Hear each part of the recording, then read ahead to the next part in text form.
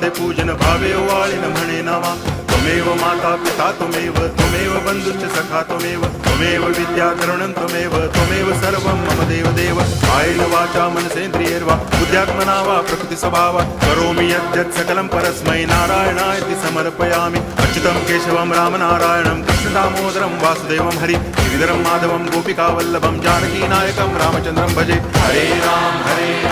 Ram Ram